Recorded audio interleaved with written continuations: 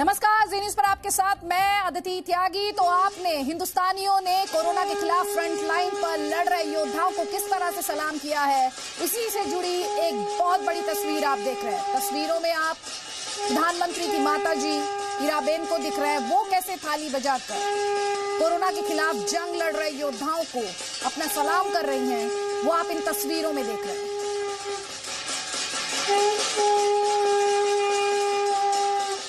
तो ये 135 करोड़ भारतीयों का प्रण जो अलग अलग तस्वीरों के माध्यम से हम आप तक पहुंचा रहे हैं, ये प्रधानमंत्री की बुजुर्ग माता जी हीराबेन, उनकी तस्वीर, वो कैसे योद्धाओं को सलाम कर रही हैं, शुक्रिया अदा कर रही हैं, थैंक यू कह रही हैं, आभार प्रकट कर रही हैं, वो आप इन तस्वीरों में देख रहे हैं।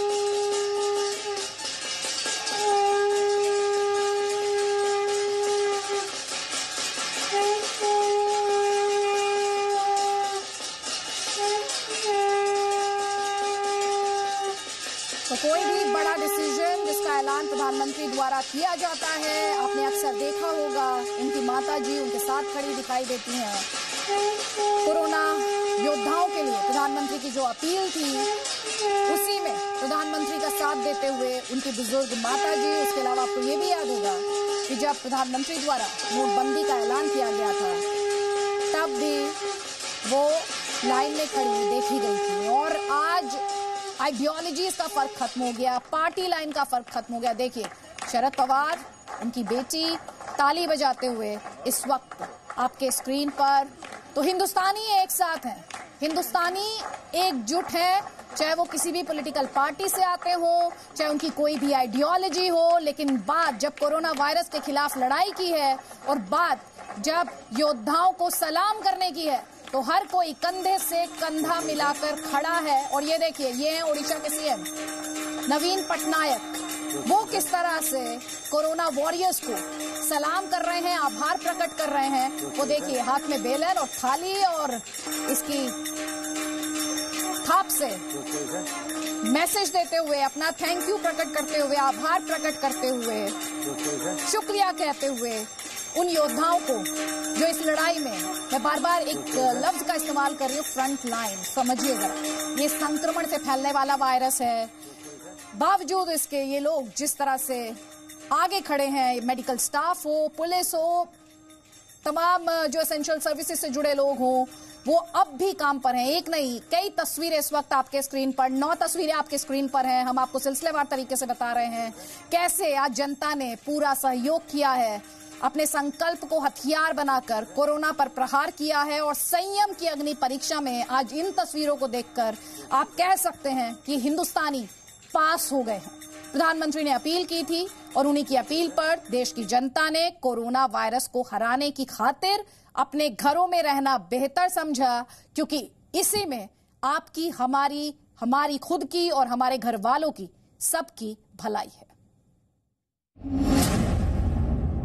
कोरोना से बचने के लिए प्रधानमंत्री मोदी की जनता कर्फ्यू की अपील का असर आप देख सकते हैं सड़कों पर। ये देखिए, NH-24 है ये सड़क सीधे जाता है गाजियाबाद की ओर। इस सड़क पर आप गाड़ियों को गिन सकते हैं, उंगलियों पे गिनने लायक गाड़ियां हैं। 2 बसें हैं जो एसेंशियल सर्विस के तौर पे चल रही हैं, एक आध बाइक वाले दिख रहे हैं और एक आध कार वाले दूर दूर तक दिख रहे हैं। ये 16 लेन है, दोनों तरफ की मिला लें तो 16 लेन की सड़क है। और 16 लेन की सड़क पे 16 गाड़ियां भी इस तरफ नहीं दिखाई दे रही हैं।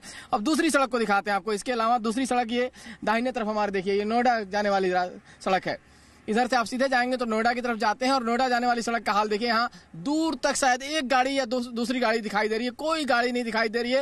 ये लगभग 3 बजे का समय है जब आपको दिखाना चाह रहे हैं तस्वीर। और तीसरी तरफ चलते हैं आपको। इसके अलावा जो तीसरी सड़क है, जो NH-24 जो सीधे लेकर जाता है पार्लियामेंट की तरफ, आपको लेकर जाता है और इसके अलावा तमाम और रास्तों की तरफ ले जाता है। ये दूसरी तरफ जो हमारे कैमरामैन दिखा रहे हैं, ये सड़क है लक्ष्मी नगर जाने की ओर। अक्षरधाम आप मेट्रो स्टेशन दिखाई दे रहा है, अक्षरधाम मेट्रो स्टेशन से होते हुए आप जाते हैं लक्ष्मी नगर की तरफ, तो ये रास्ता देखिए बिल्कुल खाली सुनसान है। शायद ही गिना चुना कोई शख्स दिखाई दे रहा है आपको।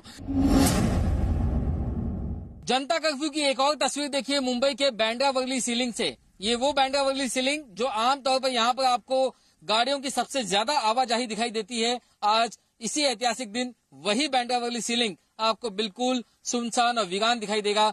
सन्नाटा पसरा हुआ है यहाँ पर। उसके ठीक बगल में सटा हुआ जो समंदर है आज ये भी शांत है, क्योंकि इसमें तमाम जो छोटी बोट्स और शिप्स जो हैं वो भी यहाँ पर ऑपरेट नहीं हो गई हैं। दूसरी तरफ बांद्रा वर्ली सीलिंग को जोड़ने वाला ये बीकेसी का जो रास्ता है ये भी बिल्कुल जो यहाँ पर सन्नाटा पसरा हुआ है। अगर कुछ सुनाई मुझे दे रहा है तो वो है सिर्फ यहाँ पर पक्षियों की आवाज, बाकी दूर दूर तक यहाँ पर कोई गाड़ी नहीं दिखाई दे गई है। जनता कर्फ्यू के दौरान ये नजारा है हावड़ा ब्रिज का। आपको बता दें कि पिछले कुछ वर्षों में शायद ही कभी हमने देखा होगा कि हावड़ा ब्रिज इस कदर जो है यहाँ पर पूरी तरीके से सन्नाटा पसरा हुआ है, सड़कें बिल्कुल खाली है। और ये हावड़ा ब्रिज जो है आपको चुनिंदा यहाँ पर बसें दिखेगी, सरकारी बसें, और पुलिस आपको यहाँ पे पेट्रोलिंग करते हुए दिखेगी। लगातार जो है यहाँ पर पुलिस की तरफ से पेट्रोलिंग की जा रही है। जिस तरीके से पूरी सड़क खाली है, हावड़ा ब्रिज खाली है, उसी तरीके से आपको दिखाते हैं स्टेशन के इर्द गिर्द जो इलाका है पूरी तरीके से खाली है। यहाँ पर आपको शायद ही कुछ लोग यहाँ पे दिखाई देंगे, ना तो कोई बसें हैं ना ही तो कोई प्राइवेट वाहन यहाँ पर दिख रहे हैं। सरकार का ये कहना है कि अगर किसी को इमरजेंसी काम है और अगर उनको घर से अगर निकलना पड़ता है तो उनके लिए ये बसें की फैसिलिटी दी जा रही है। लेकिन उसके अलावा अगर हम देखें तो लोग आज अपने घरों से निकले ही नहीं है। प्रधानमंत्री के गृह राज्य गुजरात का ये नजारा मैं आपको दिखाने जा रहा हूं। अहमदाबाद का ये सरखेज गांधीनगर हाईवे है। यह जो सड़क है वह सीधी राजधानी गांधीनगर पहुंचती है और रविवार के दिन अमूमन यहां पर अगर देखा जाए तो भीड़ भाड़ नजर आती है। लेकिन आज जबकि जनता कर्फ्यू का आह्वान दिया है खुद प्रधानमंत्री नरेंद्र मोदी ने, उस वक्त यह पूरी सड़क, ये पूरा हाईवे पूरी तरीके से सुमसाम नजर आ रहा है। बात की जाए इस रास्ते की, ये बीआरटीएस कॉरिडोर है। सुबह से लेकर रात तक जो अहमदाबाद के यात्री है वो इसी रूट से यातायात करते हैं। हजारों लाखों की संख्या में यहाँ पर इस बीआरटीएस बस में लोग आते जाते हैं, लेकिन आज वो भी पूरी तरीके से सुमसाम नजर आ रहा है, क्योंकि कहीं ना कहीं गुजरात की जनता ने भी अब मन बना लिया है कि कोरोना को हराना है। और गुजरात की जनता की अगर बात की जाए तो गुजरात ने भूकंप जैसी बड़ी त्रासदी को भी मात दी हुई है। कोरोना वायरस के बढ़ते संक्रमण के मद्देनजर मुंबई की लोकल ट्रेनों में आम मुसाफिरों के सफर करने पर पाबंदी महाराष्ट्र सरकार ने 31 मार्च तक लगाई है। और हम जिस ट्रेन में सफर कर रहे हैं, आम दिनों में इस ट्रेन में हजारों की तादाद में मुसाफिर रहते हैं, लेकिन आप देख सकते हैं कि ये महज बेहद कम जो है आपको मुसाफिर दिखाई पड़े। और ये लोग भी अत्यावश्यक सेवाओं से जुड़े हुए स्टाफ हैं जो कहीं न कहीं अपना सफर तय कर रहे हैं। और मुंबई में लगातार कोरोना वायरस के संक्रमण के बढ़ते हुए मामलों को देखकर महाराष्ट्र सरकार ने 31 मार्च तक लोकल ट्रेनों में आम मुसाफिरों को सफर करने पर पाबंदी लगा दी है। और इस बीच रेल मंत्रालय ने सभी ट्रेनों को 31 मार्च तक के लिए बंद कर दिया है।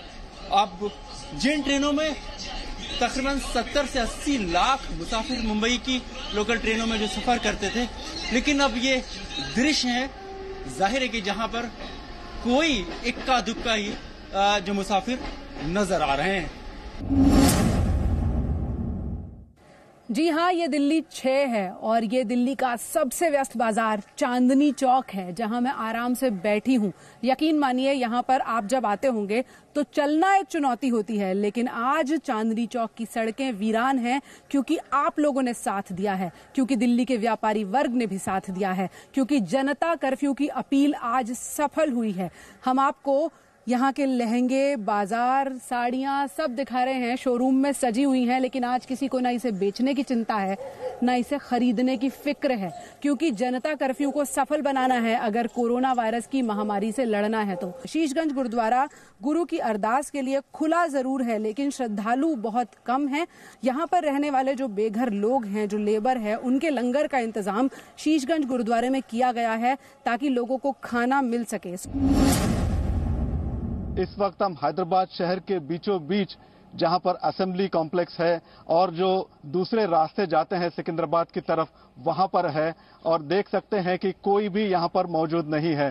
जिस प्रकार से जो है कहा गया था कि सबको घरों के अंदर रहना है, वैसे ही हैदराबाद के सभी शहरी, हैदराबाद और सिकंदराबाद के सभी शहरी अपने घरों के अंदर है। आमतौर पर इस सड़क पर इतनी रश होती है, इतनी भीड़ होती है, लेकिन जनता कर्फ्यू के चलते आज आप देख सकते हैं कि यहाँ पर कोई भी नहीं है।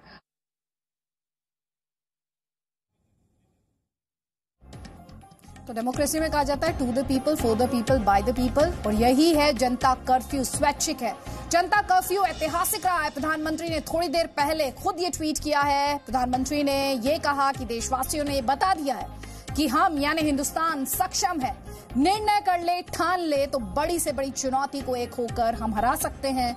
इसीलिए आपके लिए जानना बेहद जरूरी कि कोरोना से लड़ने के लिए केंद्र और राज्य सरकारों ने अब तक 10 बड़े क्या ऐतिहासिक कदम उठाए हैं। जल्दी से आपको बता देती हूं। पूरे देश की बात करें तो 89 जिले हैं जहां पर लॉकडाउन का ऐलान किया गया है।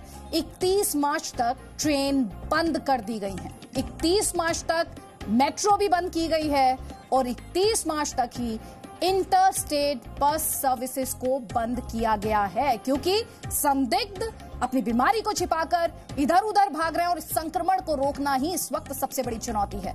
14 घंटों का ये देश में जनता कर्फ्यू, जिसे आम लोगों का पूरा सहयोग मिला है। उत्तर प्रदेश में ये कल सुबह 6 बजे तक रहेगा।